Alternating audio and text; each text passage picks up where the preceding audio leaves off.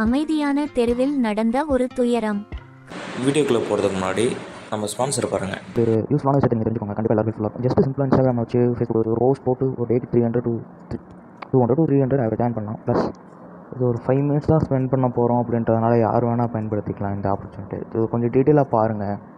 Skip பண்ணாதீங்க. பெரிய தப்பு தினம் 300 ரூபாய் சம்பாதிக்க அரிய வாய்ப்பு. இன்ஸ்டாகிராம், ஃபேஸ்புக் பயன்படுத்த தெரிந்தால் போதும் content post and content publishing மூலமா தினம் 300 ரூபாய் சம்பாதிக்கலாம். இந்த வேலை செய்ய 5 நிமிடம் போதும். Work training support, group communication support, all language customer live chat support, முக்கியமா சொந்தமா ஒரு பிசினஸ் ஸ்டார்ட் பண்ற அளவுக்கு உங்களால கற்றுக்கொள்ளவும் முடியும், சம்பாதிக்கவும் முடியும். இந்த வேலை வாய்ப்பு வழங்குவது 5 வருடத்திற்கு மேல ரன் ஆகிட்டு இருக்க நம்ம தமிழ்நாட்டு company school of business organisation private limited. மேலும் விவரங்களுக்கு டிஸ்கிரிப்ஷன்ல கொடுத்திருக்க நம்பருக்கு வாட்ஸ்அப் பண்ணுங்க.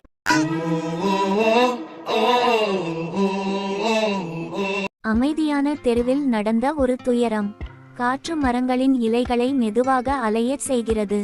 தங்க நிற நாய் மற்றும் அதன் குட்டி மேக்ஸ் அமைதியான ஒரு குடியிருப்பு தெருவில் நடந்து செல்கின்றன. ஆழ்ந்த செம்மணல் நிறம் கொண்ட வானம் மங்கலாக மாறிக்கொண்டிருக்கிறது.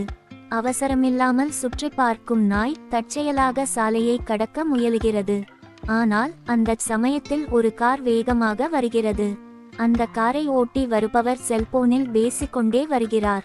நாய் வருவதை கவனிக்கவில்லை. நாயை இடித்த பின் அவர் பிரேக்கை அழுத்துகிறார். கார் டயர்கள் சத்தமிட்டு நின்றன. ஆனால் அது தாமதமாகிவிட்டது. மக்ஸ் திகைக்கின்றது. அவன் தாய் சாலையில் அசைவில்லாமல் கிடக்கின்றாள்.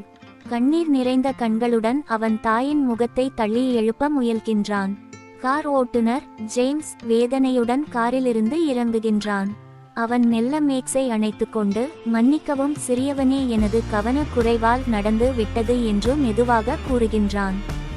ஜேம்ஸ் இறந்த நாயை அருகில் அடக்கம் செய்துவிட்டு அவன் காரை நோக்கி நடக்கிறான்.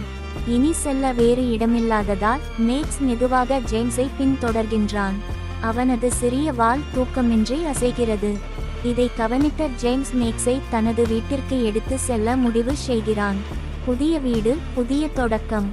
ஜேம்ஸின் வீடு அமைதியாகவும் சத்தமில்லாமலும் உள்ளது. அவன் தோட்டத்தில் பல்வேறு காய்கறி செடிகள் இருக்கின்றன. முதலில் மேக்ஸ் புதிய இடத்துக்கு மாறுவதற்கு தயக்கமாக இருக்கிறான்.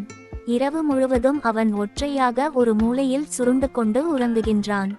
ஆனால் ஜேம்ஸ் அவனை பொறுமையாக பராமரிக்கிறான். தினமும் உணவு கொடுக்கிறான், விளையாடச் செய்கிறான். காலம் செல்ல செல்ல மேக்ஸ் பழகத் தொடங்குகிறான். அவன் தினமும் ஜேம்ஸை பின்தொடர்கின்றான். அவர்களுடைய உறவு வலுவாக வளரத் தொடங்குகிறது. கோபத்தின் விளைவு. ஒரு காலை நேரம் ஜேம்ஸ் எழுந்து பார்த்தபோது அதிர்ச்சி அடைகிறான். அவன் வளர்த்த காய்கறிகள் தோட்டத்தில் சிதறி கிடக்கின்றன. இதை பார்த்த ஜேம்ஸ் கோபத்தின் உச்சிக்கு சென்று விட்டான். யார் செய்ததோ என அவன் திகைக்கிறான். ஒரு சிறிய கேமராவை தோட்டத்தை நோக்கி வைக்கிறான். அடுத்த நாள் இரவு நிலவு ஒளி வீசியபோது ஒரு சிறிய முயல் தோட்டத்திற்குள் வரும். அது மெதுவாக காய்கறிகளை கடித்து உண்ணுகிறது.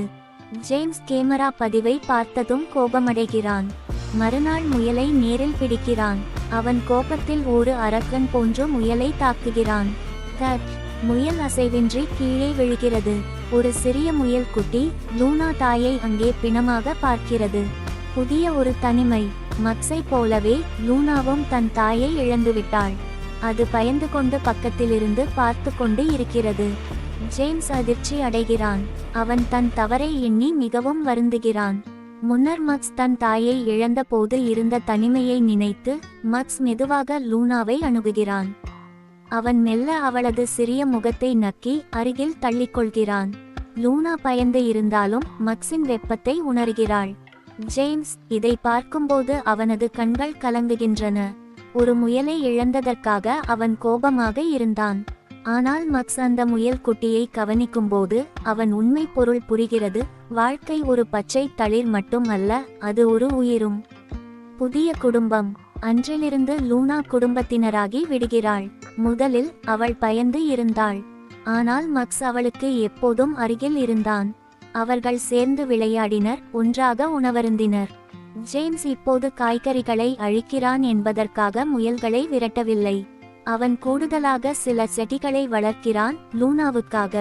ஒரு மாலை சூரியன் தங்க நிறத்தில் மறையும்போது ஜேம்ஸ் அவன் இருக்கையில் அமர்ந்து மக்ஸ் மற்றும் லூனாவை பார்க்கிறான். அவர்கள் மகிழ்ச்சியாக விளையாடுகிறார்கள். ஜேம்ஸ் மெதுவாக சிரிக்கிறான். அவன் இப்பொழுது கவனமாக காரை ஓட்டுகிறான். யார் மீதும் கோபம் அடைவதில்லை. கதையின் நெறி: நம்முடைய கவனக்குறைவும் கோபமும் பல பேரின் கனவுகளையும் வாழ்க்கையையும் அழித்துவிடும்.